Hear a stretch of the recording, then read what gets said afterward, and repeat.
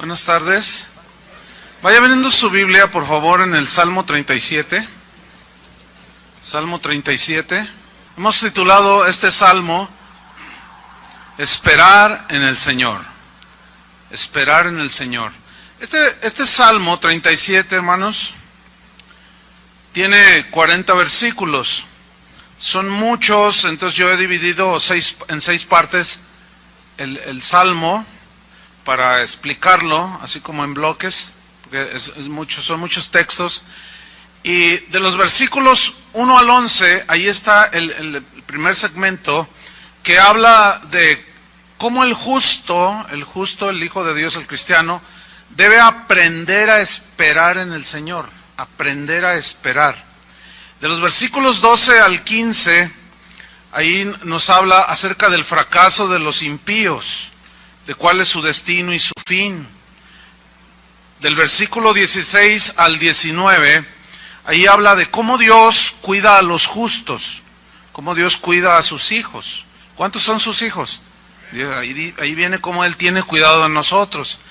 En los versículos 20 al 24, ahí habla el salmista de la diferencia y el contraste de lo que es un justo, un hijo de Dios, y uno que no lo es.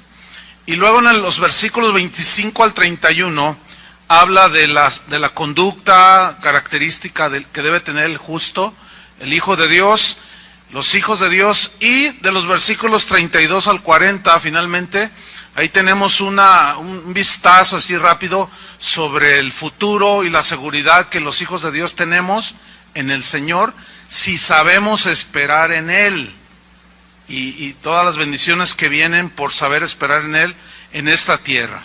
Entonces vamos a estudiar los primeros 11 versículos, ¿qué les parece? Abra su Biblia ahí en Salmo 37. Mire, los cristianos, nos damos cuenta que nos encontramos rodeados de gente que no ama a Dios, ¿no es cierto? Gente que se burla de Dios, que se ríe de Dios, que pisotea el nombre de Dios, toma su nombre en vano, gente que no ama a Dios. Y todo eso al justo, al Hijo de Dios, lo aflige al escuchar todas esas cosas que dicen acerca de Jesús, de Dios, como ellos toman muy ligeramente el nombre de Dios, lo toman en vano. Toda esa gente que nos rodea, pues vemos sus maldades, sus inmoralidades, pero el problema es que en algunas ocasiones los cristianos nos arrastra la manera de ser de los impíos y empezamos a comportarnos igual que ellos, al grado inclusive de llegar a envidiarlos, ¿sí? Por eso es que en el versículo 1, si ponen sus ojos ahí en el versículo 1, nos da la primera instrucción del Salmo, Salmo 37:1. Comienza así directo diciendo: no te impacientes a causa de los malignos. Esa frase, no te impacientes, en el hebreo, impacientarse también significa enojarse. Entonces aquí se entiende así también. No pierdas la paciencia y no te enojes a causa de los malignos, o sea, por lo que ves que hacen los malignos. Porque un cristiano se entiende que tiene celo por Dios, ¿no es cierto? Un cristiano que tiene celo por las cosas de Dios, pero ese celo no tiene nos puede producir un enojo, pero ese enojo no tiene que provocarnos que transgredamos la palabra de Dios. La Biblia dice: airaos, pero no pequéis. O sea, habla de que una reacción natural es enojarte cuando ves que pisotean el nombre de Dios, ¿sí? Pero que ese enojo no te lleve a perder el control de ti mismo.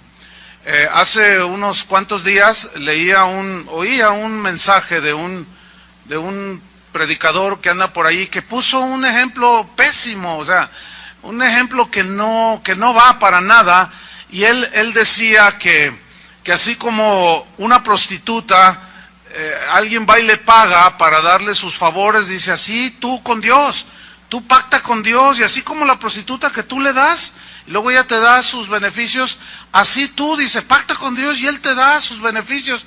Suena horrible eso, ¿no? Bueno, yo cuando lo oí sentí bien feo y dije: ay, qué pésimo ejemplo, o sea, qué pésimo conocimiento de la Biblia, comparar a Dios con una prostituta, en cuanto a que tú le das y ella te da, tú le das a Dios y Él te da. Yo sentí feo, pero después, por allí también surgió a un pastor que sí, efectivamente se ve que tiene celo por Dios, y cuando escuchó ese mensaje, pues él estaba tan molesto que el siguiente reunión en su iglesia, él predicó y sacó a la luz ese pésimo y aberrante ejemplo. Pero llegó el momento en que él estaba predicándolo y estaba tan enojado que empezó a decir un montón de malas palabras. Y sí, se lo merece y más, y quién sabe cuántas cosas decía. Entonces, no, hermano, ok, los malignos, los perversos, los torcidos, los falsos, pues hacen un montón de aberraciones, pero eso no nos debe de llevar al grado de perder toda la cordura. Entonces, fíjate cómo empieza el Salmo: no te enojes, no te impacientes por lo que ves que hacen los demás, ni cómo viven, pero luego sigue añadiendo en el versículo 1, dice, ni tengas envidia de los que hacen iniquidad. ¿Cómo es posible que un cristiano tenga envidia de los que hacen iniquidad? Bueno, sí, ahí está. Si lo dice ahí es porque somos dados a eso. Ahora, aquí la palabra envidia también en el hebreo se traduce por tener celos. Pero ¿en qué sentido tener celos de alguien? Es porque tú deseas tener aquello. Y eso se traduce en envidia. Por eso está bien traducido envidia aquí. ¿Sí? Ni tengas envidia. Pero en realidad la raíz es más acercada a tener celos.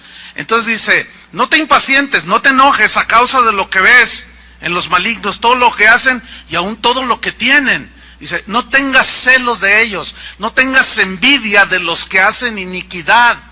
¿Pero envidia a qué? Vamos a ver, en el Salmo 73, búsquelo, porque aquí está el caso de un hombre llamado Asaf. ¿Quién era Asaf?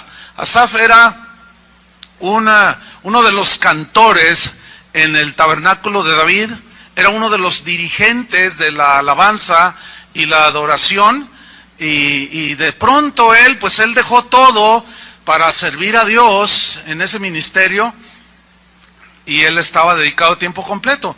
Pero hubo un momento en que empezó a ver a los impíos, cómo prosperaban. Entonces mire, ponga atención ahí en el Salmo 73, versículo 2. ¿Me das un poco de monitor, Pico, por favor? Dice Salmo 73, versículo 2. En cuanto a mí, dice, casi se deslizaron mis pies. Noten, casi, por poquito, dice. Por poco, faltó muy poquito para yo ser arrastrado. Dice, por poco, dice, resbalaron mis pasos. Estuve a punto de irme al precipicio. ¿Y en qué consistía ese resbalar? Versículo 3. Porque tuve, ¿qué dice? Envidia. Tuve celos. ¿De quién?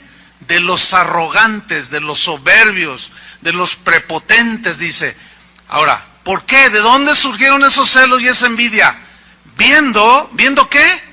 La prosperidad de los impíos. O sea, en lugar de poner sus ojos en Dios y estar contento con lo que tenía, él empezó a poner sus ojos en los impíos, en los malos, en los arrogantes, en los perversos. ¿Por qué? Porque prosperaban materialmente mucho más que el mismo Asaf. Este solo versículo nos demuestra que para prosperar no se necesita ni a Dios. Para prosperar no se necesita ni a Cristo. Carlos Slim, si no es que es el hombre más rico del mundo, no tiene a Cristo. Bill Gates le sigue y así un montón no tienen a Cristo. Entonces, es una falacia, lo he dicho hasta el cansancio, lo voy a repetir, el evangelio de la prosperidad es falso, totalmente. ¿Por qué? Porque si los del mundo puedan hacer algo que supuestamente solo Cristo hace, entonces ¿cómo está el asunto? Se puede prosperar sin tener a Dios. ¿Sí o no? Eso comprueba que todo aquello que los impíos puedan hacer no es el parámetro final y más supremo de Dios. No sé si me expliqué. Por ejemplo, los impíos no pueden tener paz en su corazón, como los hijos de Dios podemos tener. La paz no se puede comprar, ¿verdad que no? Tampoco se puede transmitir, es algo que tú tienes en tu relación con Dios. Entonces dice Asaf que él tuvo un traspiés, ahí estuvo a punto de la caída, porque comenzó a ver la prosperidad de los impíos, de los malos, y empezó a tener envidia de los malos. Dice el versículo 4, porque no tienen congojas por su muerte, pues su vigor está entero. No pasan trabajos como los otros mortales, ni son azotados como los demás hombres. O sea, aparentemente todo les sale bien. Por tanto, dice, la soberbia los corona, se cubren de vestido de violencia. O sea, son de ese tipo de gente que no sabes con quién te metiste, no sabes quién soy yo. Es gente prepotente, ¿sí? Dice el versículo 7, los ojos se les saltan de gordura, o sea que están súper bendecidos, ¿verdad? Dice, logran con creces los antojos del corazón. O sea, lo que ellos se proponen hacer lo alcanzan, lo logran. Los impíos, escuche bien, sin Dios. Sin Dios, versículo 8.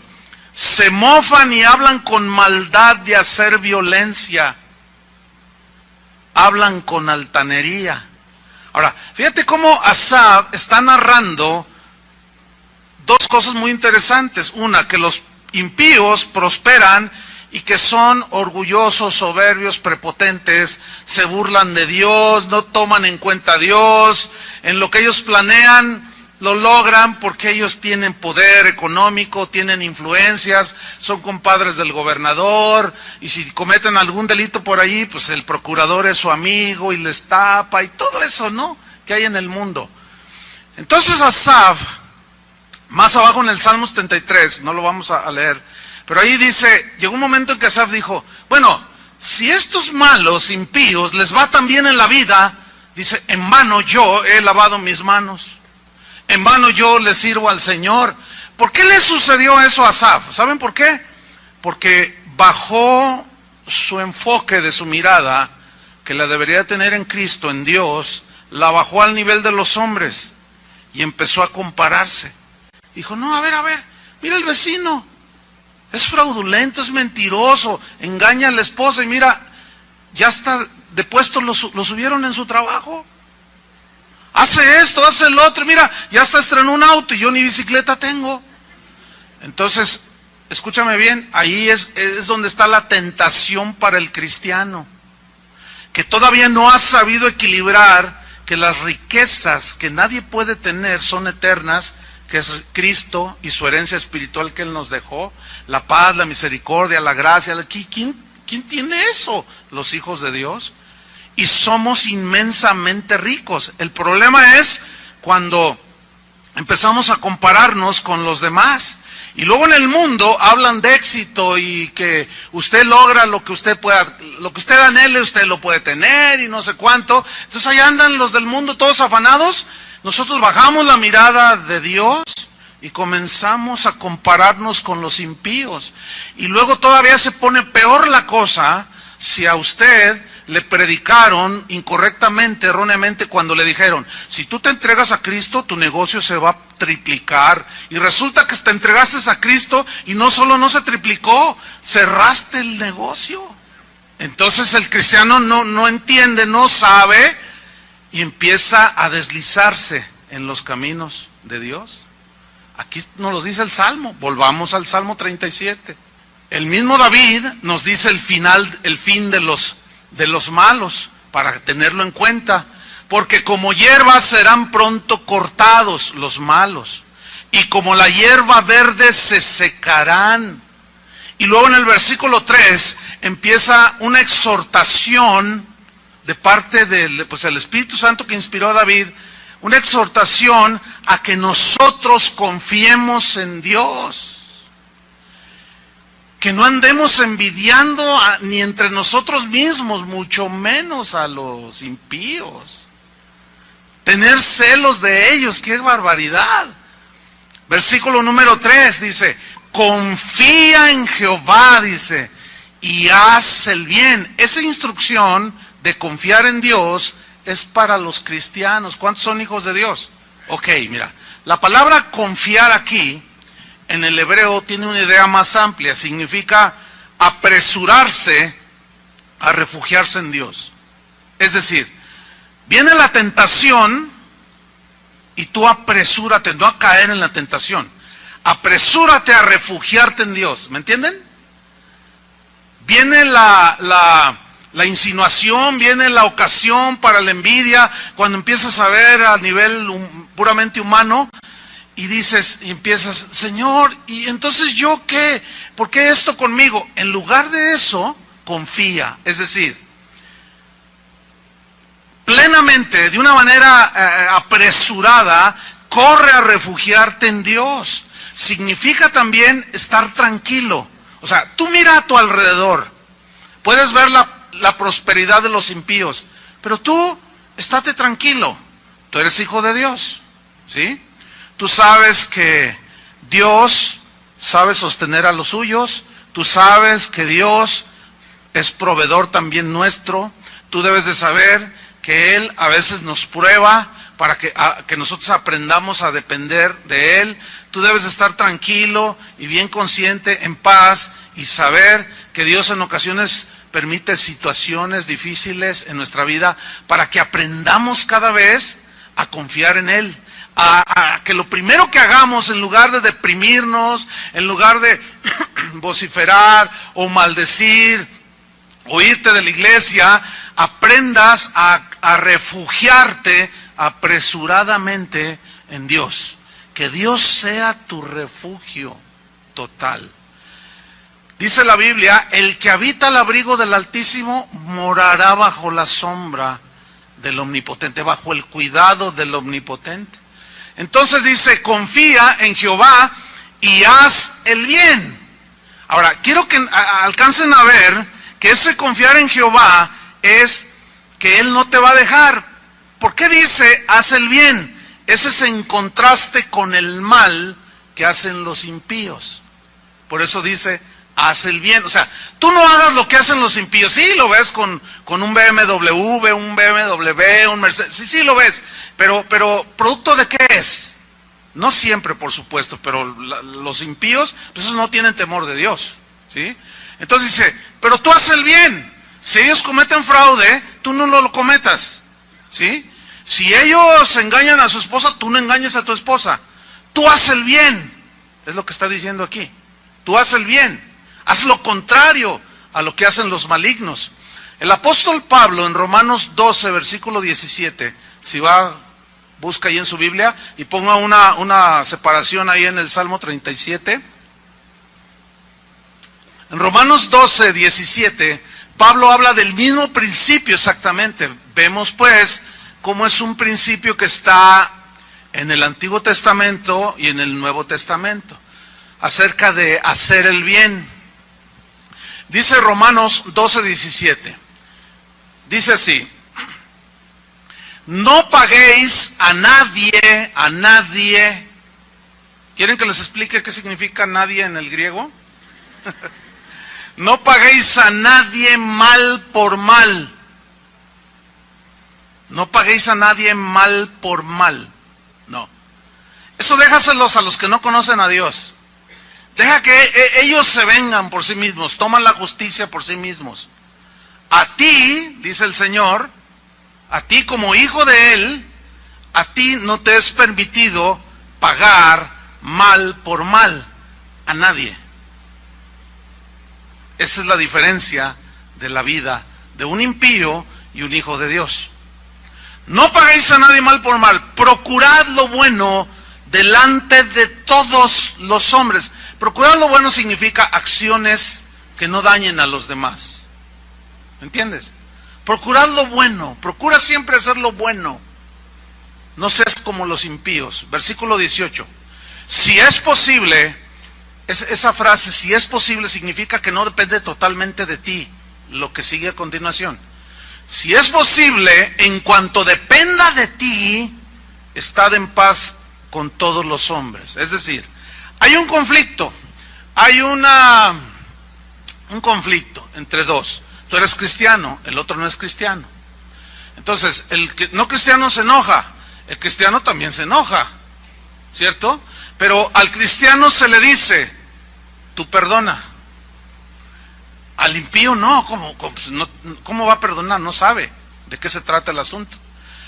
Entonces, cuando dice, procurad lo bueno, en cuanto dependa de vosotros, estad en paz, es entonces que tú tomas la iniciativa para sanar ese conflicto, ya sea en la familia, donde sea, esa situación que está dañando los sentimientos de la familia.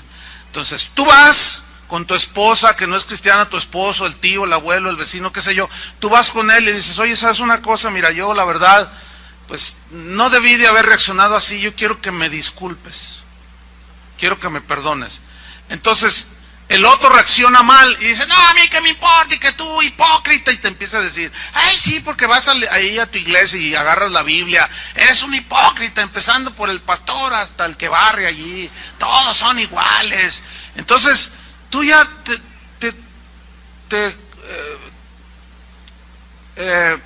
agüitas todo, te entristeces todo, entonces llegas y dices, ay, oiga, ¿me puede dar un consejo? Y cuentas la historia. Entonces, no, hermano, escúchame bien, tú hiciste lo que tenías que haber hecho, en cuanto dependa de vosotros. ¿Qué depende de ti? Lo que dice Dios para ti.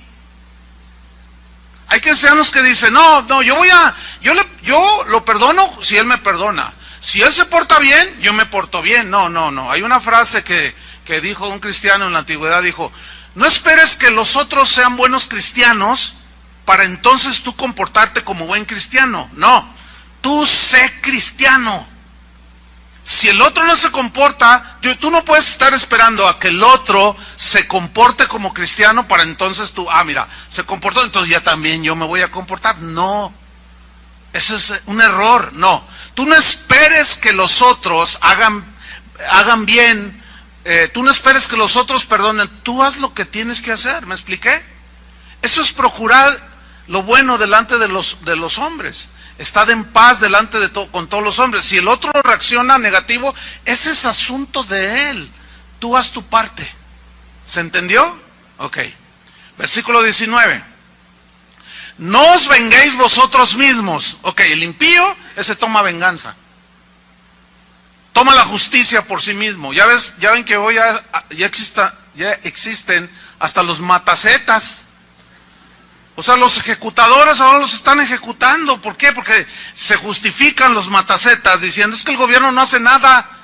Entonces, como mataron a mi primo, entonces como el gobierno está vendido y dice un montón de cosas, entonces yo tomo la justicia en mis manos y yo investigo y ya sé quiénes son y van y lo matan. Pero nosotros no, hermano, nosotros somos cristianos. Bueno, se supone, ¿no? Que somos. Que dice, no os venguéis vosotros mismos, amados míos, dice. No, para nosotros no es la venganza, hermano. Así es que si alguien te calumnia, tú no tomes represalias, tú no contestes la agresión, no te rebajes al nivel de un impío. Y ahorita vamos a ver cómo el Salmo nos da las respuestas a todas estas situaciones. No te vengues por ti mismo, sino dejad lugar a la ira de Dios, porque escrito está, o sea, porque Dios lo dijo. ¿Qué dijo Dios?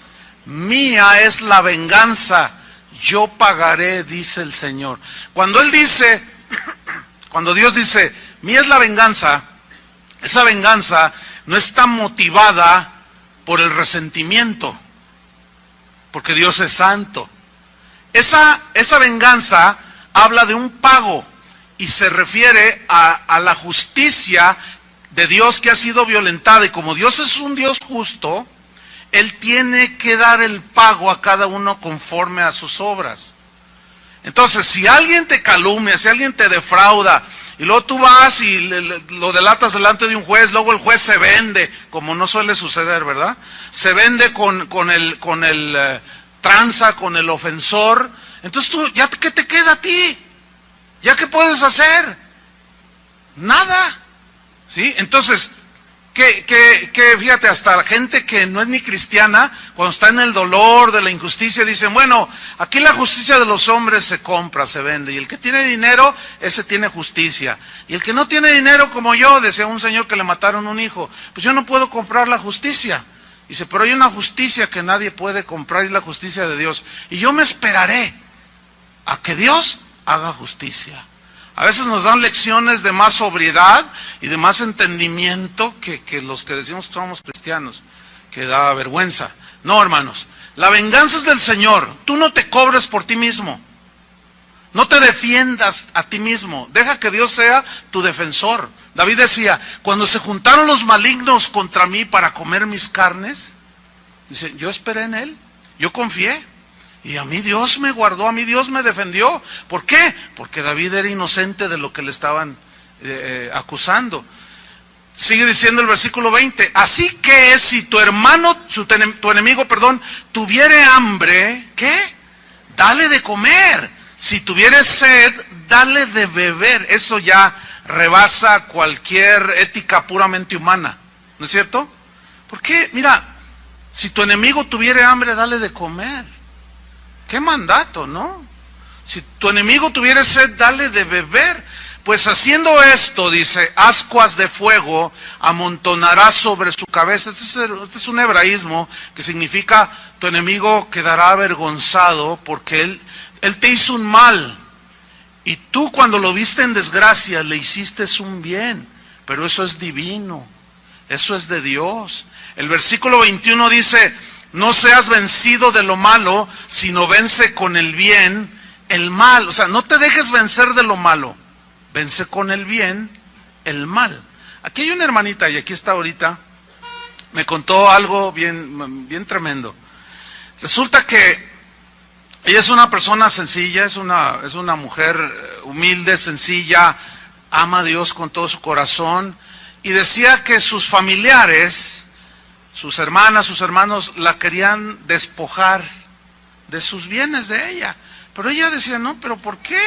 Es lo que Dios a mí me ha dado. No, que fírmame aquí. Entonces la agredían, primero verbalmente.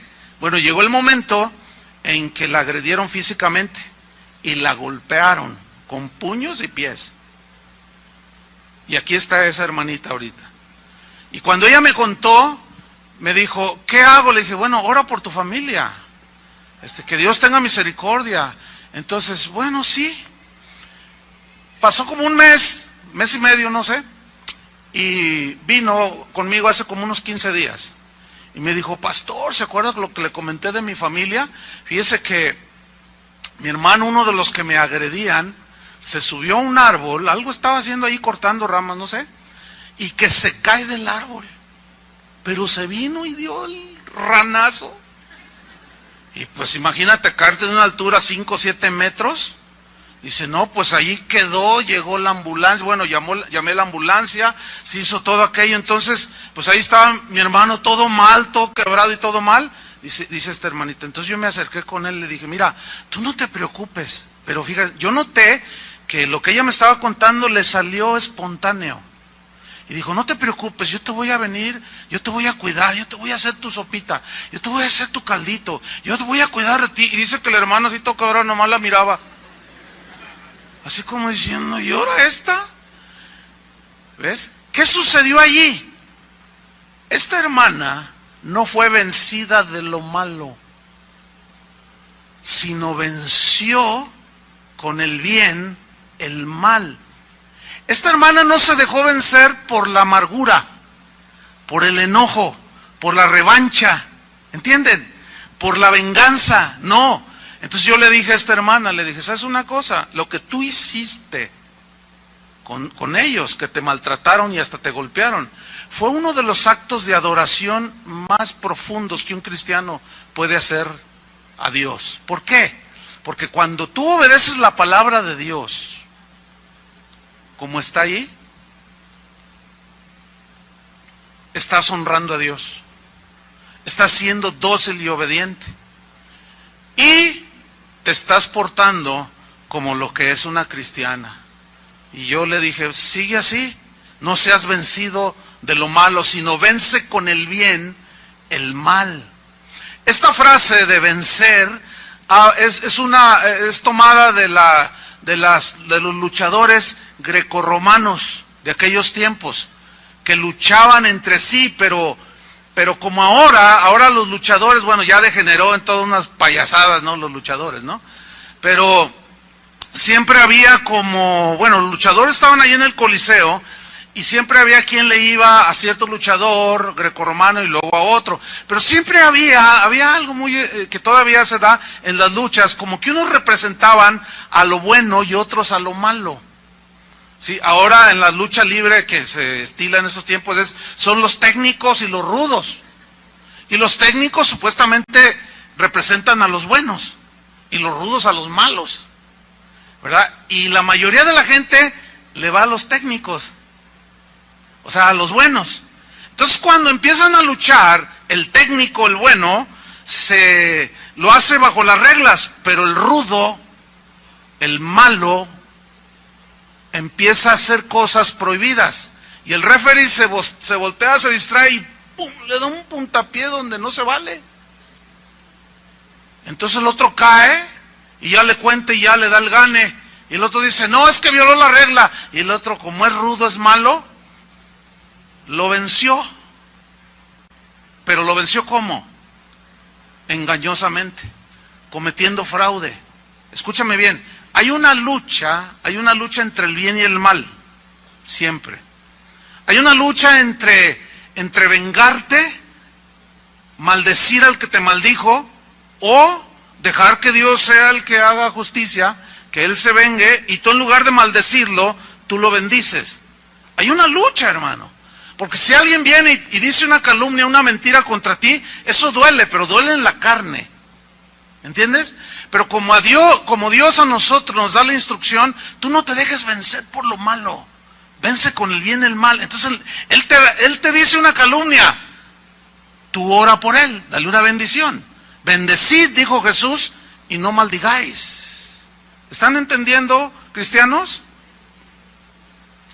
Entonces, fíjate, volvamos al Salmo 37.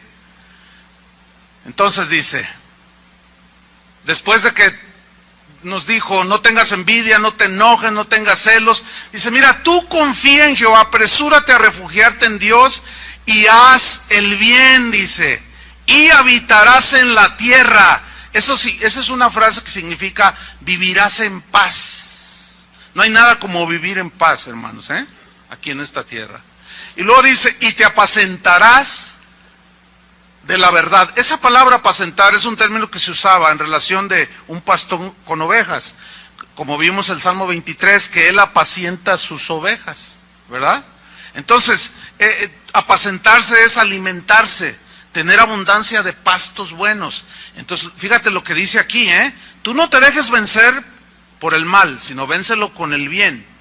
Entonces tú vas a tener mucha paz, y la verdad va a ser tu alimento continuo. La verdad va a ser tu alimento. Tú vas a estar rodeado de la verdad de Dios, y esa va a ser tu seguridad. En el versículo 4 viene una frase muy interesante. Dice así, versículo 4. Deleítate a sí mismo en Jehová, y Él te concederá las peticiones de tu corazón. ¿Habían oído ese versículo? De memoria. Se lo saben muchos cristianos. Ok, pongan mucha atención. Ese versículo ha sido mal interpretado, desgraciadamente. Cuando lo sacas de su contexto, de los textos que lo rodean, los que vienen antes y después, pues le puedes dar la aplicación que más se te antoja, ¿no? Comúnmente, generalmente, este versículo se aplica más o menos a lo siguiente: deleítate a sí mismo en el Señor y Él concederá las peticiones de tu corazón. Se aplica así. Está en la alabanza, estamos en la adoración, estamos en ese momento lindo como hace un rato, ¿no? De pronto el que está dirigiendo la alabanza en cualquier iglesia dice: hermanos, la Biblia dice, deleítate a sí mismo en el Señor y Él concederá las peticiones de tu corazón. Suena bien, ¿no? Dice, entonces, como nos estamos deleitando en la presencia del Señor, en la adoración, ahorita es el momento en que tú le pidas a Dios los deseos de tu corazón. Así se interpreta. Pero déjenme decirles una cosa, es errada esa interpretación, es incorrecta la interpretación. ¿Por qué? Porque si ustedes ven en el Salmo desde que empezó, no está hablando de eso. Está hablando de comportamiento, ¿sí o no? Está hablando de no celes, no envidies, no te vengues, no, ¿verdad? Entonces, ¿qué significa deleitarse? Bueno, ahí va. La palabra deleítate viene de un término hebreo que es anag. Y anag tiene varios significados, entre otros significa ser suave, habla de docilidad, ser maleable, dice el diccionario en hebreo, ser maleable, es decir, ser dócil. La maleabilidad es una palabra que describe una de las características del oro, del metal, que significa que con por ejemplo, 1 kilo de oro, o menos de medio kilo de oro, lo tienes ahí en una barra, lo fundes, entonces el artesano lo empieza a trabajar y con ella puede cubrir el ángel de la independencia en la Ciudad de México, que no es de oro macizo, ¿entienden? Se ve de oro, pero es una cubierta muy finita. Eso significa que el oro tiene una cualidad, una característica de ser maleable, o sea, es fácilmente que se extiende, es muy dócil al manejo del joyero, ¿entienden? Del artesano, que él oprime, hace su trabajo, y el oro es muy dócil para acomodarse según el deseo del joyero o del artesano. Entonces, fíjate bien, pon atención, lo que está diciendo, los primeros 3 versículos está hablando, no tengas envidia, no seas celoso de los impíos, no te vengues por ti mismo, no haz el bien, no hagas el mal, sé maleable. Y ser maleable significa ser obediente a su palabra. Y entonces dice, Él te concederá las peticiones de tu corazón. Entonces, ven cómo el contexto nos está pues confirmando que esa interpretación que yo les mencionaba no es correcta.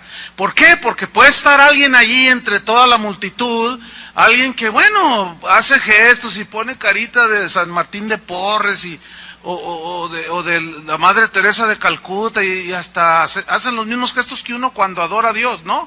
Pero ese que está allí, así cantando, y ay, mira cómo está en la adoración, se está deleitando en el Señor, ese puede ser un adúltero. Puede tener doble vida, puede ser un ladrón, puede ser un ratero, un mentiroso, un fraudulento, ¿me entienden? Puede ser hasta un lobo rapaz, que está haciendo los mismos gestos que todos, ¿entienden? Entonces el que está dirigiendo dice, deleítate a sí mismo en el Señor, nos estamos deleitando, lo que está en tu corazón, pídeselo. Entonces el que está en un pecado o en pecados, dice, ay, qué bonito, sí, yo me estoy deleitando. Bueno, el deseo de mi corazón, y empieza a pedirle a Dios. No, porque el contexto nos desmiente eso. ¿Lo están entendiendo? Ok, seguimos adelante. ¿En qué consiste entonces el deleite? El deleite, ¿se acuerdan cuando Jesús dijo, él se aplicó unas escrituras en el Nuevo Testamento y en los Evangelios, cuando dijo, el hacer tu voluntad, Dios mío, me ha agradado, y tu ley está en mi corazón? Y él tomó una escritura del Antiguo Testamento y la aplicó a sí mismo. Cuando él dijo, el hacer tu voluntad, Dios mío, me ha agradado, esa palabra, agradar en el griego, significa que produce un deleite interno, una satisfacción interna. Entonces, ahí nos concuerda que deleitarse es hacer la voluntad de Dios. Ese es el deleite, en que le hagas caso a Dios, de no tener celos, de no tener envidia, de no estar amargado, de no vengarte, porque esa es la instrucción del Salmo, esa es la enseñanza del Salmo. En ese momento, cuando tú haces la voluntad de Dios y haces a un lado la venganza y que te calumniaron y tú bendices, en ese momento, cuando tú haces eso, de pronto algo opera dentro de ti, comienzas a sentir una felicidad de haber agradado a Dios. Porque cuando tú amas a alguien, lo quieres agradar, ¿no es cierto? Cuando tú amas a tu esposa, la quieres agradar. Cuando amas a tu esposo, lo quieres agradar. Y cuando ves que tu esposo, tu esposa, tus hijos se agradan de lo que tú hiciste por ellos, te produce una satisfacción, ¿no? A eso se refería Jesús. El hacer tu voluntad, Dios mío, me ha agradado. Por eso está bien traducido, deleítate en el Señor. Pero va de acuerdo con los 3 versículos anteriores, que hablan de no envidies, no te vengues, no, etcétera. Y Él te concederá las peticiones de tu corazón. ¿Por qué? Porque el ser dócil y obedecer su palabra, el ser maleable y hacer lo que Dios quiere, el corazón del cristiano, cuando hace la voluntad de Dios, porque la conoce, el corazón del cristiano se alinea con la voluntad de Dios. ¿Sí? Es decir, sabe lo que está haciendo. ¿Por qué? Porque lo ve en la palabra de Dios.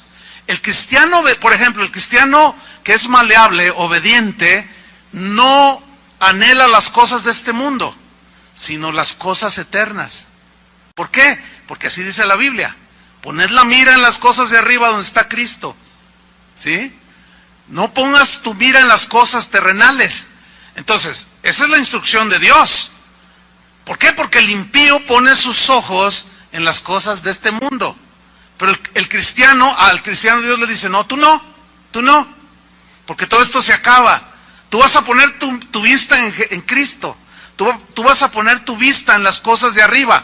Entonces, cuando tú pones tu vista en las cosas de arriba, te ubicas y empiezas a pedir conforme a la voluntad de Dios. ¿Sí? Por ejemplo, un varón, cabeza de hogar, bien ubicado, comienza a orar muy diferente y dice, Señor, ayúdame a ser un mejor esposo para mi esposa y un mejor padre para mis hijos. ¿Ustedes creen que eso está en la voluntad de Dios? Desgraciadamente los que enseñan que todo lo que tú declaras y que tú, como por aquí anduvo un predicador la semana pasada que predicó, uno de sus puntos fue, empezó a presumir que él tiene casas, tiene carros y que tiene un jet, dijo. Pero ¿saben por qué tengo eso? Dijo, porque yo lo arrebato, dice. Y tú puedes arrebatar para ti lo que tú desees. Y muchos de ustedes no tienen nada porque no arrebatan. Espérenme, escúchenme bien. Arrebatar. ¿Qué es arrebatar? Es así, ¿no? Ok. Dios es la fuente de las bendiciones, ¿sí o no? ¿A quién se le ocurre arrebatar? Y resulta que lo que arrebatan son casas y carros. ¿Por qué no arrebatan, si eso existiera en la Biblia, por qué no arrebatan ser un mejor padre? ¿Por qué no arrebatan eso? ¿Por qué sí carros y casas y aviones? ¿Por qué no arrebatan ser una mujer dócil a Dios, sometida, que cuide su hogar? ¿Por qué no arrebatan eso, señoras? ¿Y por qué sí arrebatan un mejor puesto, la gerencia? ¿Y por qué? Porque están todos desubicados. Entonces el cristiano que es dócil, que es maleable, formable por Dios, pues hace la voluntad de Dios y se deleita en obedecerle. Y le produce una paz y un deleite y una felicidad. Entonces, un cristiano obediente que es maleable se alinea, es más fácil alinearse a la voluntad de Dios, hermanos. Un cristiano que es dócil y obediente sabe que Jesús dijo, busca primeramente el reino de Dios y su justicia, primeramente. Y todas las demás cosas, las cosas terrenales, serán, ¿qué? Dijo, añadidas. Entonces el cristiano sabe. Por eso es que las oraciones de un cristiano que se deleita en Dios, que es maleable, que obedece la palabra de Dios, escúchenme bien, raras veces y pocas veces sus peticiones tienen que ver con lo terrenal, con lo material. Pablo oraba y decía, Señor, yo oro para que el entendimiento sea abierto. Yo oro para que un espíritu de sabiduría sean dadas, un espíritu de conocimiento. Esas eran las oraciones de Pablo. Yo oro para que la gracia de Dios abunde en sus corazones. Esas eran las oraciones diferentes de un verdadero apóstol de Jesucristo. ¿Están comprendiendo? ¿Por qué? Porque ya está bien ubicado el cristiano. Y como es dócil, sabe que Dios no lo va a abandonar. Sabe que Dios le va a dar un techo, le va a dar un trabajo, y cuando lo pierda lo va a sostener de manera sobrenatural. Pero el cristiano sabe que Dios no lo va a dejar. ¿Sí o no? Por eso el cristiano está confiado, está tranquilo. Y en esa confianza permite que Dios se glorifique. Y es ahí precisamente donde tú y yo vamos a conocer a Dios en una dimensión más profunda. Fíjate, este principio que yo le estoy enseñando, a mí en lo personal me ha llevado pues a enfocarme obviamente en las cosas de arriba, ¿sí? Les voy a decir algo que muy pocas veces he platicado, pero hoy lo voy a contar. Miren, con los dedos de mis manos, aquí, 10 dedos, puedo contar, y me sobran bastantes, las veces que yo he pedido algo material a Dios. ¿Pero cómo? No. ¿Por qué? ¿No lo necesito? Claro que lo necesitamos. ¿Pero por qué no? Ahora, ¿está mal pedir? No. Pero fíjate lo que dijo Jesús. Ustedes cuando pidan, digan, el pan nuestro de cada día, dánoslo hoy. El pan, o sea, lo elemental. Entonces, si analizamos las oraciones que se hacen en las iglesias, con los pastores enfrente, los deseos de los corazones de la gente, tú dices, ay Dios, esto no parecen iglesias cristianas, estos parecen clubes del oso Balú, o qué sé yo. O sea, nada que ver con los deseos internos de un cristiano bien ubicado, ¿me entienden?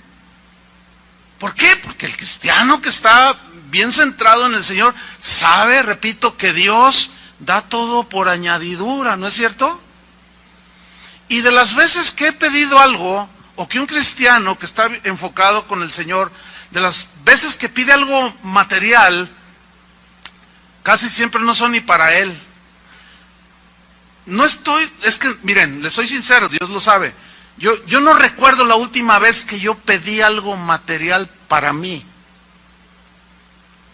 No, la última vez que yo me acuerdo por ahí, traté de hacer memoria, ¿saben?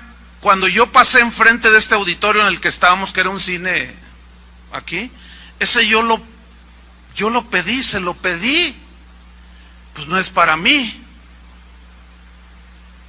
Bueno, Dios al fin y al cabo conoce y sabe. Y cuando entré en ese lugar que parecía la cueva de Batman, estaba espantoso este lugar. Yo me paré aquí donde estoy justo. Estaba oscuro, estaba terrible. Por ahí entraba en aquella ventanita que nunca la tapamos, entraba un poco de luz. Y yo me paré aquí y esto era un desastre. Pero cuando me paré aquí yo le dije al Señor, Señor, yo quiero este lugar. Y el Señor me dijo, es suyo ese lugar. No hubo manipulación de dinero, no manipulamos las ofrendas. Dios dio este lugar y lo pedí, pero ni siquiera es para mí. Es para todos, porque no, aquí está sentado muy a gusto, escuchando. Entonces, hermano, mira, un cristiano dócil y obediente descansa en Dios, confía en Dios. Vamos al versículo 5 rápidamente. Porque un cristiano obediente, maleable, lo que hace es lo que viene aquí a continuación, que viene en imperativo, es un verbo imperativo. Encomienda a Jehová tu camino. Es imperativo, o sea, es un mandamiento. ¿Por qué? Porque tendemos a confiar en nosotros mismos. Tendemos a confiar en nuestros propios planes. Porque encomendar aquí, en el hebreo, significa poner en las manos de Dios algo. Ponerlo en las manos de Dios. Por ejemplo, tú sufres mucho porque tu esposo no es cristiano. Y bueno, hay casos muy extremos, ¿verdad? Ahora ya hasta se droga. Antes te engañaba, pero ahora ya hasta se droga. Entonces tú estás desesperada, pero todo eso hay que añadirle que ahora te golpea el hombre ese. Entonces dices, ¿qué hago? Pides consejo, ¿qué hago? Porque pues yo lo amo. Entonces la instrucción bíblica es: encomienda a Jehová tu camino. O sea, todo lo que tú hagas, aquí camino, habla de lo que tú haces, tu conducta. Encomiéndate, ponte en las manos de Dios y pon en las manos de Dios a tu marido. ¿Qué vas a hacer cuando, o qué debe hacer un matrimonio que su hijo se va del hogar? Y tú le has llamado la atención, lo has reprendido y él se burla de ti. Y se te pone al tú por tú y hasta te avienta como queriendo pelear. Se cree muy gallito. Entonces tú te destrozas por dentro. Y dices, no es posible que ese bebé que yo presenté en la iglesia ahora se esté rebelando a sus padres y se esté yendo al mundo. ¿Qué tienes que hacer? ¿Preocuparte todos los días así? No. ¿Qué dice? Ponlo en las manos de Dios. ¿Entiendes? Ponlo, encomienda al Señor. Ponlo en las manos de Dios. Que vas a hacer un negocio, que los planes que tú tengas, ponlos en las manos de Dios. Bueno, ya viene el 2012. Y con sus propósitos y todas esas cosas que la gente hace. Y uno que otro cristiano también ahí le entra a los buenos propósitos. Bueno, el problema no es hacer buenos propósitos o buenos planes. El problema es que no incluyas a Dios en tus planes. Ese es el problema. Y aún muchos cristianos. Entonces tú te adelantas y así con arrogancia, este año que viene compro casa. Cálmate. ¿Sabes qué es eso? Eso es jactancia. Más bien deberíais de decir, si Dios quiere y está en su plan y en su voluntad, podremos comprar este año nuestra casa. Y si no, para el otro. Y si no, para el otro. Y si no, pues hasta que lleguemos a las moradas eternas. ¿No es cierto? El problema es que no incluimos a Dios en los planes. Pero este año voy a hacer un tremendo negocio y haces todos los planes de tu vida. Tus buenos propósitos. ¿Se acuerdan de los que hicieron esas cosas? Los propósitos cuando iniciaba el 2011. Pues ya se terminó el 2011. ¿Y dónde quedaron todos sus planes? Y algunos de ustedes se sintieron frustrados.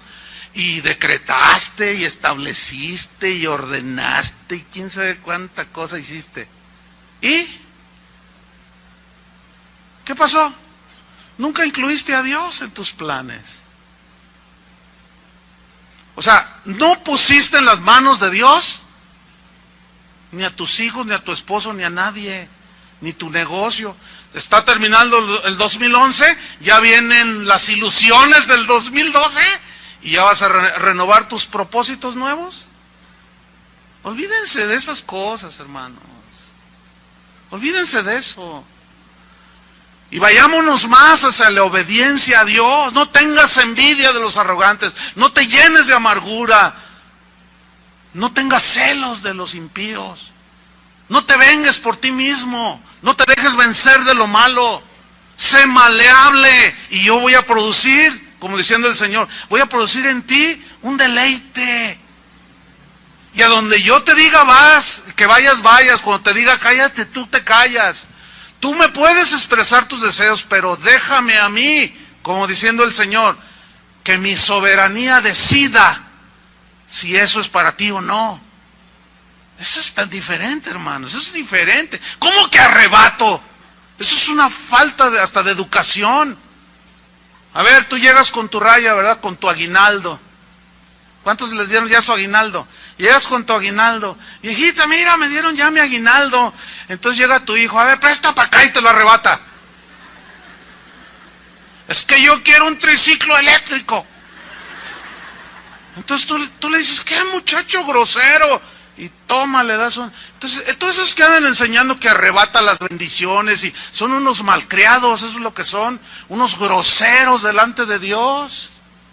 Faltos de temor de Dios, no conocen a Dios. Como si Dios estuviera allí, a ver, ay, me lo rebotó, ay, Gabriel, fíjate nomás, ¿y ahora qué hago? Ay, Dios. Puras tonterías, y por eso la gente comete tonterías y ofenden a Dios, ¿entienden? Agreden su santidad, agreden su soberanía.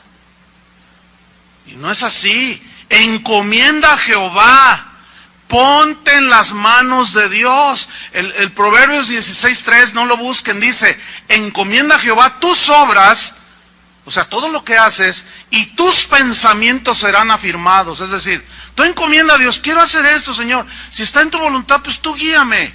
Y Él va afirmando tus pensamientos, ¿entiendes? Si, hasta para entrar a la universidad, X universidad, mete a Dios en tus planes. Encomienda a Dios allí. Mira lo que hizo Jesús. Primera de Pedro, allí sí búscale. Primera de Pedro 2:20.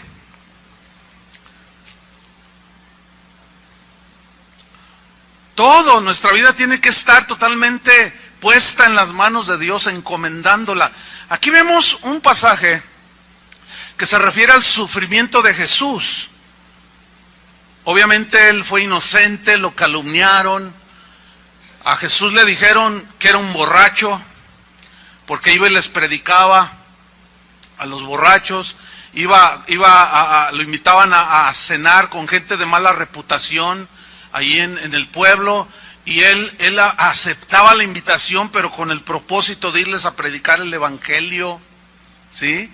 Entonces le decían, borracho y comilón, le decían, porque le gusta ir a los banquetes de los malos, de los publicanos. Un día estaba en la casa de un hombre, de un fariseo llamado Simón, y ahí estaba Jesús. Entonces dice que entró una mujer que traía un frasco con perfume de mucho precio, y se postró ante Jesús, rompió el frasco y lo empezó a ungir los pies de Jesús con ese perfume, y a enjugar con sus lágrimas, caían ahí en los pies de Jesús y los besaba, dice, con su cabello enjugaba los pies de Jesús. Y el fariseo, como hay un montón de fariseos hoy, igual, dijo, uy, si este fuera profeta, se daría cuenta quién es esta mujerzuela. Y Jesús lo mira y dice, Simón, Simón. Bueno, no, bueno, ese es algo mexicano. Ay. Los que nos oyen en muchos países van a decir, ¿por qué se rieron? Bueno, no quiero tomarme tiempo en explicar eso de Simón. Bueno. Dice, mira, Simón, yo entré a tu casa y no me lavaste los pies, que era una atención. Entré a tu casa y no ungiste mi cabeza con aceite. Eres un fariseo. Y bueno, lo acusaban a Jesús.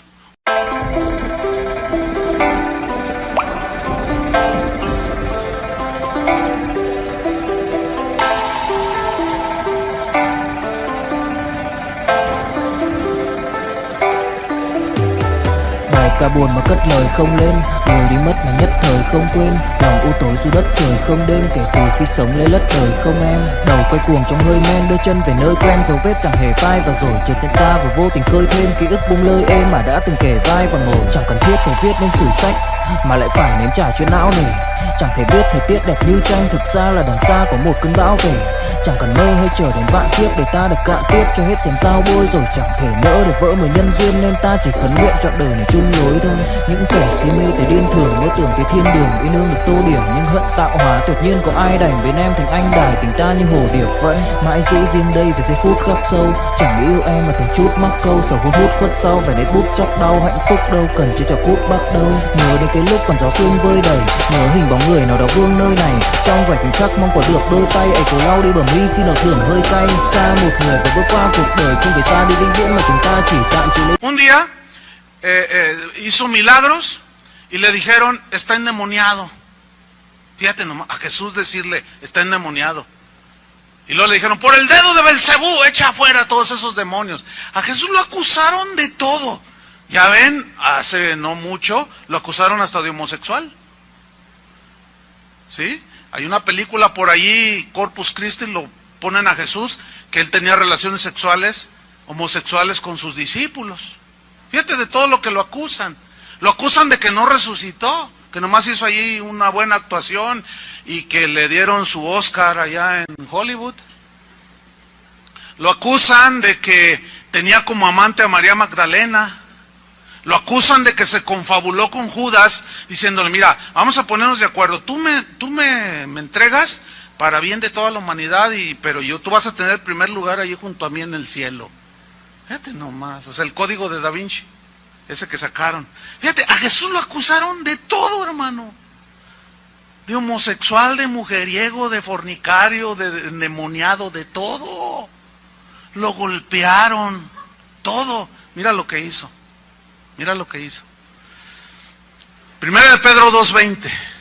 Pues qué gloria es, o sea, qué mérito tiene si pecando sois abofeteados y lo soportáis. No te lo mereces. ¿Sí? Mas si haciendo lo bueno, ¿qué? Sufrís y lo soportáis. Ahí está. Siendo honesto, íntegro, obedeciendo a Dios, siendo maleable, no vengándote, o sea, haciendo lo bueno, lo soportáis, y sufrís y lo soportáis. Mira lo que dice, esto ciertamente es aprobado delante de Dios. Versículo 21. Pues para esto fuisteis llamados, porque también Cristo padeció por nosotros, dejándonos ejemplo para que sigáis sus pisadas, el cual no hizo pecado ni se halló engaño en su boca. Mira, aquí está el 23. Quien cuando le maldecían, ¿qué hacía? No respondía con maldición. ¿Ven? Cuando padecía, o sea, que lo golpearon, padecía de las calumnias, de todas las burlas. Cuando padecía no amenazaba, diciendo, no saben con quién se metieron, no saben quién soy yo, de mí se acuerdan. No, dice, no amenazaba. ¿Qué hacía Jesús? ¿Qué dice al último del versículo 23? Sino, ¿qué hacía? Encomendaba la causa al que juzga justamente. ¿Eh? ¿Qué tenemos que hacer tú y yo? Exactamente lo mismo.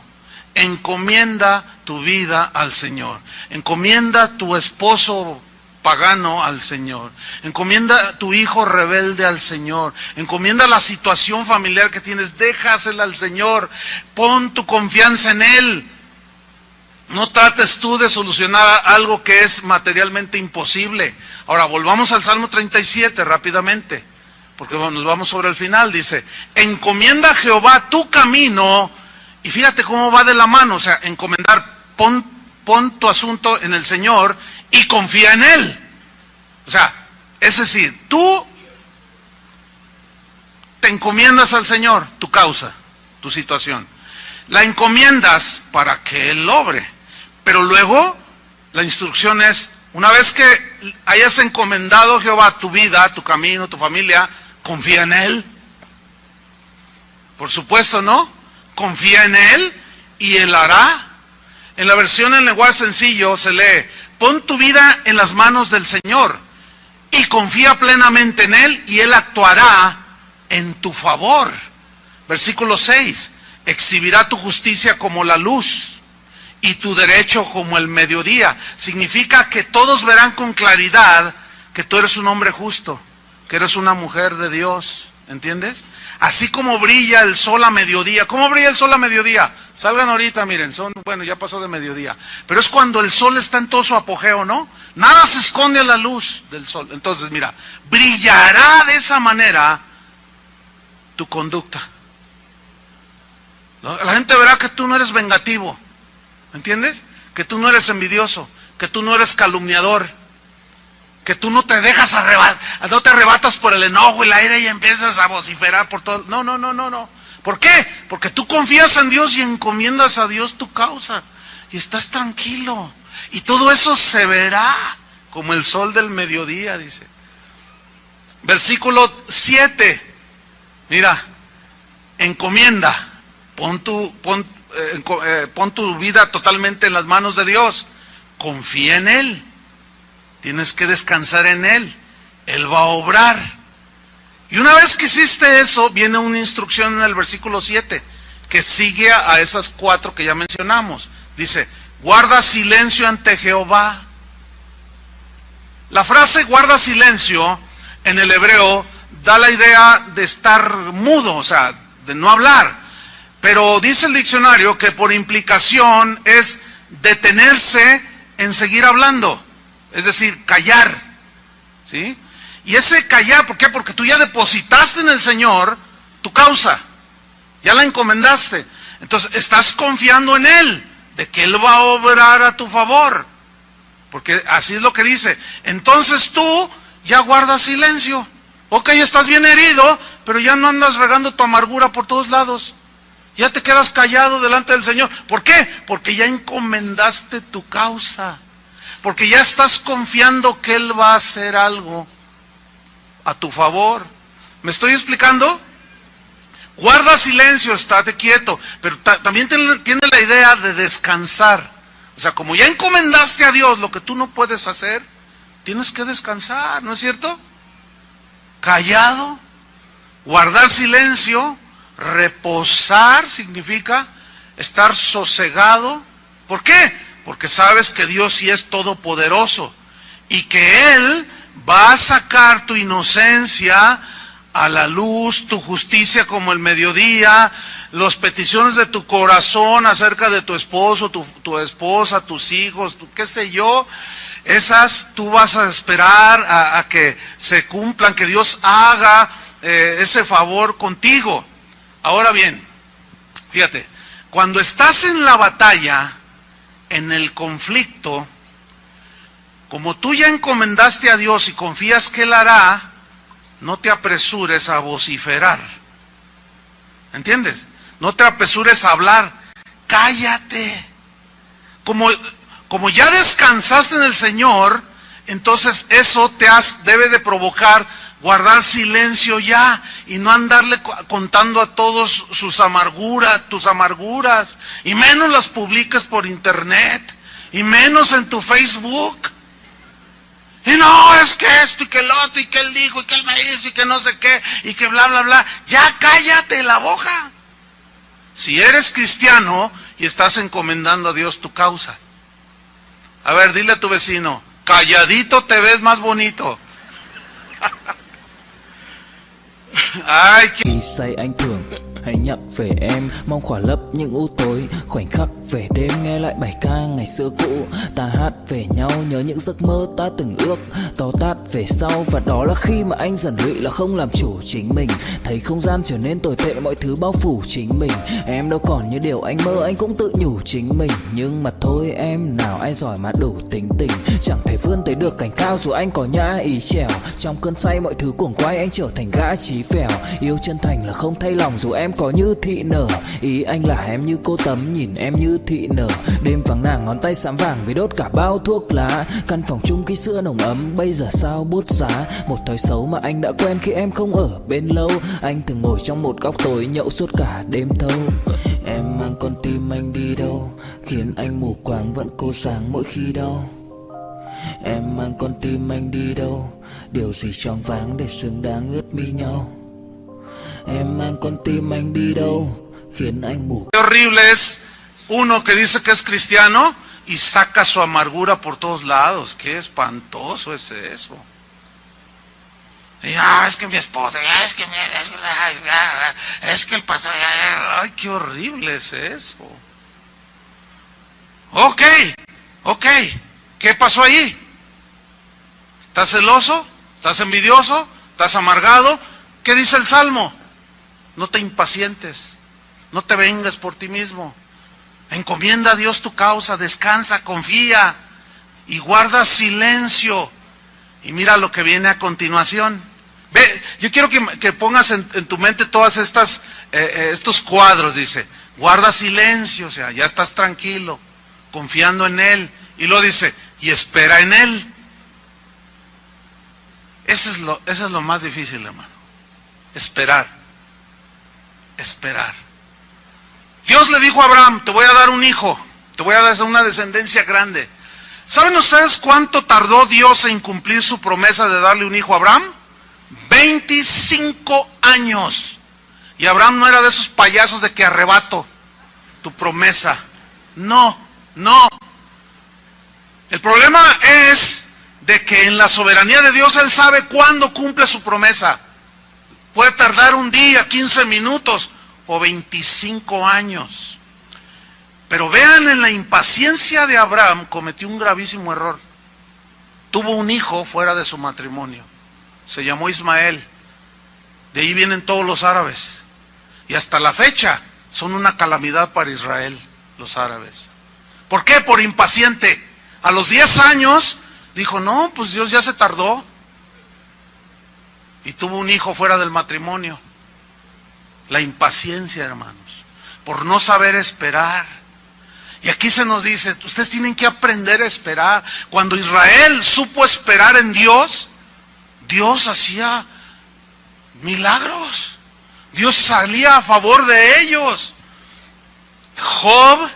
Ese Job, miren lo que dijo Job: escuchadme y hablaré yo, y que me venga después lo que viniere. ¿Por qué quitaré yo mi carne con mis dientes y tomaré mi vida en mi mano? O sea, yo voy a hacer justicia en mi propia mano. ¿Voy a quitarme yo la vida? ¿Me voy a suicidar? No, dice. He aquí, aunque Él, o sea Dios, me matare, en Él esperaré. Mire, Job aquí había perdido a sus hijas. Era un hombre muy rico, perdió toda su riqueza. Y luego estaba enfermo, le salió una sarna. Y estaba ahí esperando, hermano. Por eso la Biblia exalta la paciencia de Job. Dice, la paciencia de Job. Y Dios se sentía tan complacido de un hombre como Job, que hasta se lo presumió al diablo. Y le dijo, ¿no has considerado a mi siervo Job?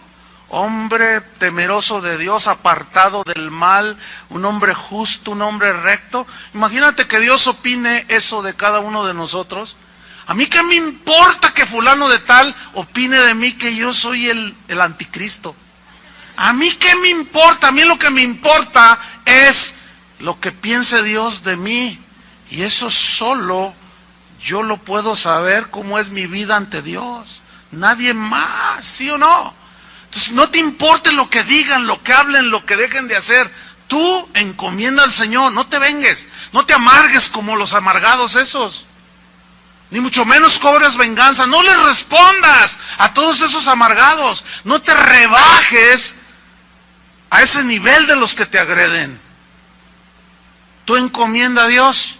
Deja que Dios le dé el pago a cada uno. Y el culpable, Dios no lo tendrá por inocente, quien sea. Amén. Entonces, el problema está en esperar. Ahí está, esperar. David oró, no lo busquen, Salmo 5. Y dijo, escucha, oh Jehová, mis palabras. Considera mi gemir. Estaba gimiendo, porque aquí él era perseguido injustamente. Está atento a la voz de mi clamor, Rey mío y Dios mío, porque a ti oraré. Oh Jehová, de mañana oirás mi voz, de mañana me presentaré delante de ti y esperaré. Esa frase, me presentaré delante de ti, es presentaré mi queja delante de ti. Con Dios, sí ve y dile, Señor, injustamente me están calumniando. Señor, abusaron de mí. Señor, me quitaron mi carro. Señor, Señor, tú eres el que hace justicia. Yo quiero mantenerme como tú dices. Yo no me voy a vengar. Yo no voy a dar rienda suelta a mi amargura y a mi resentimiento. Yo quiero deleitarme en ti. Yo quiero ser maleable. Si esta prueba que me estás poniendo es para formar en mí a Cristo, yo lo acepto. Yo quiero ser como el oro, maleable, moldeable. Moldéame, Señor. ¿Sí? Yo quiero deleitarme en ti. Entonces, mi causa la presento delante de ti. Me encomiendo a ti y confío en ti que tú vas a hacer. Entonces me voy a quedar callado y voy a esperarme a que tú obres. Nos vamos con el final del Salmo. Dice el versículo 7, guarda silencio ante Jehová y espera en él. Y luego vuelve a reiterar, estoy en el Salmo 37:7. No te alteres con motivo del que prospera en su camino. Otra vez vuelve a decirlo, no te alteres. Por el hombre que hace maldades, no te alteres, no te compares, no le envidies. Deja la ira y desecha el enojo. No te excites en manera alguna a hacer lo malo. 9. Porque los malignos serán destruidos. Pero, ¿qué dice? Los que esperan en Jehová, ellos heredarán la tierra. Pues he aquí, de a poco no existirá el malo, observará su lugar y no estará allí. Pero los mansos heredarán la tierra y se recrearán con abundancia de paz. Versículo 12, mira el fracaso de los impíos. Dice, maquina el impío contra el justo y cruje contra él sus dientes. El Señor se reirá de él. Y hasta Gabriel ahí tirado en el suelo, riéndose, carcajeándose. Dice, porque ve que viene su día del castigo al malo. Por eso tú ocúpate en lo bueno y no seas vencido de lo malo. Versículo 14. Los impíos desenvainan espada y entesan su arco para derribar al pobre y al menesteroso, para matar a los de recto proceder. Pero su espada entrará en su mismo corazón y su arco será quebrado. ¿Quién es el que va a hacer eso? ¿Tú o Dios? Descansa en Dios. Deja que Dios sea el que cobre con justicia y haga el castigo. Versículo 16, mira cómo Dios cuida a los justos. Dice, mejor es lo poco del justo que las riquezas de muchos pecadores. Mira, mejor es el taco con frijoles en Navidad, pero ganado con honestidad, que un pavo relleno comprado con dinero de un fraude. Eso no está en la Biblia, pero es un pensamiento. Mejor es lo poco del justo, mejor es lo poco. Si tienes 20 pesos, pero te los ganaste con honradez.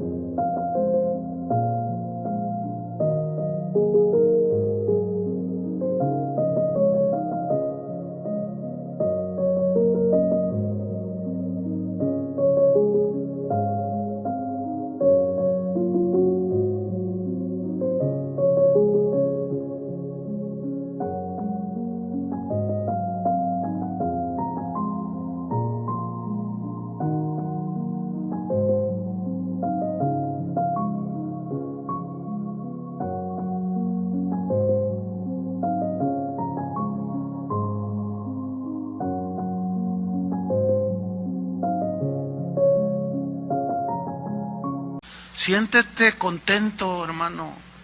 ¿Entiendes?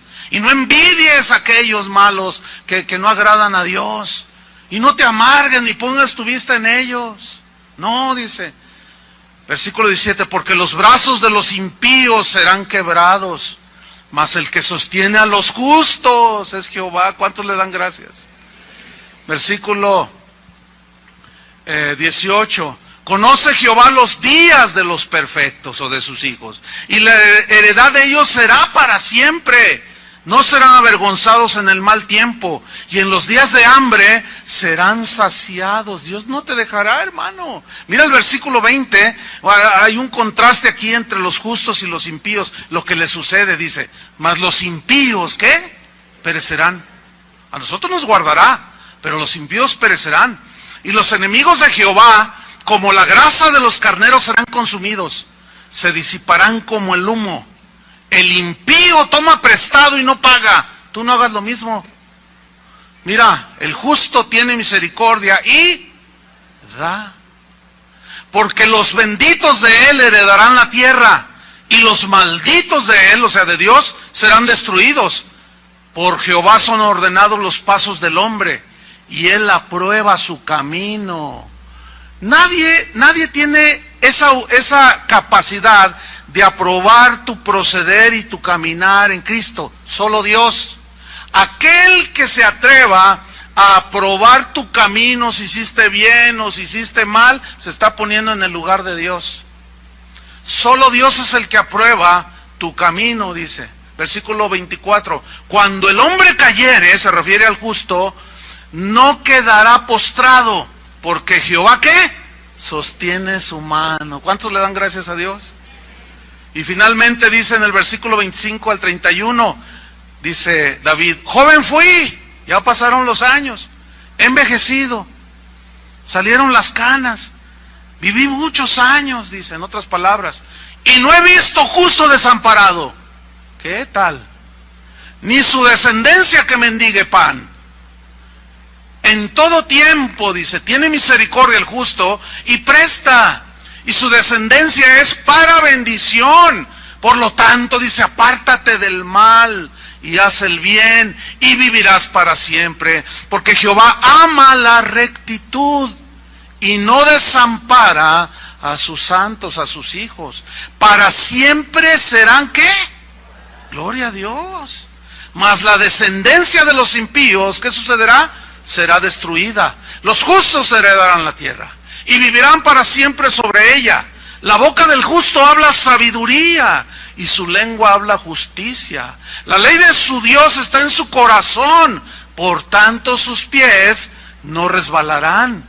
Y termina dando una mirada hacia el futuro, pero una mirada de seguridad, y dice así, ok, dice el 32, acecha el impío al justo y procura matarlo, pero Jehová no lo dejará en sus manos, ni lo condenará cuando le juzguen. Espera en Jehová y guarda su camino. Ese es el mensaje. Espera en Jehová, guarda su camino, y Él te exaltará para heredar la tierra. Cuando sean destruidos los pecadores, lo verás. Vi yo al impío sumamente enaltecido, y que se extendía como laurel verde en una aparente bendición y prosperidad. Pero él pasó, y aquí ya no estaba. Lo busqué y no fue hallado. Considera al íntegro y mira al justo, o sea, Dios. Porque hay un final dichoso para el hombre de paz. Mas los transgresores serán todos a una destruidos. La posteridad de los impíos será extinguida, pero la salvación de los justos es Jehová. Y Él es su fortaleza en el tiempo de la angustia. Jehová los ayudará y los librará. Los libertará de los impíos y los salvará. Y aquí está de nuevo. Por cuanto en Él esperaron. Ese es el mensaje de hoy. Esperar en el Señor. Amén. Oremos. Señor, te damos gracias por tu palabra. Gracias porque ciertamente ella en todo momento cuando escudriñamos tu palabra nos podemos mirar en la condición en la que estamos, Señor. Gracias porque, Señor, tú nos exhortas a no ser impacientes, a no enojarnos por causa de los malignos, a no tenerles envidia, celos, amargura. Nos exhortas a no vengarnos, a no pagar mal por mal, sino a vencer con el bien el mal. Gracias, Señor, por enseñarnos a confiar en ti, apresurarnos a refugiarnos en ti cuando viene la lucha, el conflicto, la necesidad, la calumnia. Aprender a confiar en ti y hacer el bien, a no ser vencido de lo malo, a no ponernos al nivel de los impíos o de los rebeldes, de los amargados. De esa manera viviremos en paz en esta tierra y la verdad será nuestro alimento. Ayúdanos, Señor, a deleitarnos, a ser maleables, dóciles y obedecer tu palabra, Señor. Entonces nos alinearemos a tu voluntad y es cuando tú concederás las peticiones de nuestro corazón. Esas peticiones pueden estar en tu plan y ser respondidas o otorgadas en un día, una semana o 25 años. Eso está en tu soberanía, Señor. Nosotros somos respetuosos de ti, no queremos arrebatar nada. Nosotros recibimos por medio de la fe, pedimos, creemos que aquello que está conforme a tu voluntad nos es dado. Y cuando no está conforme a tu voluntad, no nos amargamos, ni nos resentimos, ni nos sentimos menos. Simplemente entendemos que no es tu voluntad, y eso nos basta, Señor, cuando nos dices no. Por eso es que encomendamos nuestro camino a ti, nos ponemos en tus manos. Encomendamos nuestros familiares que todavía no te conocen, la situación en el trabajo, la calumnia de aquella persona. Como Jesús, quien cuando le maldecía no respondía con maldición, no amenazaba, sino que encomendaba la causa al que juzga justamente. Ayúdanos a confiar en ti, Señor, porque tú obrarás a nuestro favor. Y guardaremos silencio delante de ti, porque ya encomendamos la causa. Y seguiremos adelante, Señor, esperando con paciencia la venida del Señor. Esperando con paciencia que tú nos sigas formando. Esperando con paciencia que el hijo que se fue regrese al seno del Padre. Que el marido que anda en malos caminos retorne. Esperaremos, Señor, con paciencia hasta el final. Como dice tu palabra, que los antiguos heredaron las promesas por medio de la fe y la paciencia y supieron esperar. Enséñanos, Señor, a esperar en ti. En el nombre de Jesús. Amén. Que Dios les bendiga a todos, hermanos.